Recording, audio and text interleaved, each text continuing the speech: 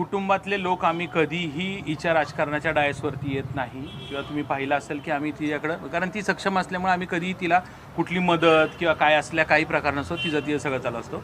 परंतु आज जर समजा तिच्या संपूर्ण करिअरवर कारकिर्दीवरतीच जर एखादा पत्रकार जर एखाद्या महिलेच्या सांगण्यावरून पैसे घेऊन जर समजा अशा प्रकारचं बदनामी करून करिअर जर संपवणार असेल तर त्याविषयी मला आपल्याला दोन महत्त्वाच्या गोष्टी सांगायच्यात. हा रोहन कदम नावाचा जो पत्रकार आहे तो त्या ह्यांच्या नातेवाईकांच्या लॉजवरती गेला, तिथं रूम बुक केली, त्या महिलेचं शूटिंग काढलं, त्या महिलेने त्याला मार तिथं मारल्यानंतर तो अत्यंत दारू पिलेला होता. तो पिल्यानंतरून त्या महिलेनी ज्यावेळेस ती तक्रार वगैरे केली, तो सगळा पोलिसांच्याकडे प्रकार वगैरे गेला.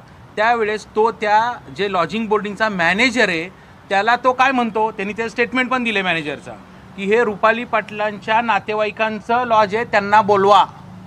तर हा पूर्णपणे तयारी करून तिथं गेला होता की जे काय महिलांचे लैंगिक शोषणाचे महाराष्ट्रात प्रकार झालेले आहेत त्याच धर्तीवरती आता रुपाली पाटलांना बदनाम करायचं, त्याच धर्तीवरती आपण त्यांचीसुद्धा अशी बदनामी करायची. परंतु ती बदनामी करत असताना आज एक आपला पत्रकार बांधव 4 आमिषासाठी त्यात अडकला, ह्याचं सर्वस्वी दुःख आहे. अशा प्रकारचं गैरकृत्य खऱ्या अर्थाने करू नये. माझं म्हणणं आहे पत्रकार बांधवांना की कोणी चुकला तरी तुम्ही त्याला सोडत नाही, कोणी चुकला तरी तुम्ही त्याची समाजासाठी तुम्ही आज वकिली करत असता, जशी आम्ही वकिली करत असतो तशी तुम्ही समाजासाठी वकिली करत. परंतु एखाद्या महिलेला केवळ आणि केवळ राजकारणात आपली बदनामी झाली आहे, आता आपली काही 4 पदं आहेत ते तिला कुठं मिळतील ह्यासाठी अशा पद्धतीने बदनाम करणं अत्यंत चूक आहे. आणि आज हे महाराष्ट्राला, संपूर्ण महाराष्ट्राला आपल्या माध्यमातून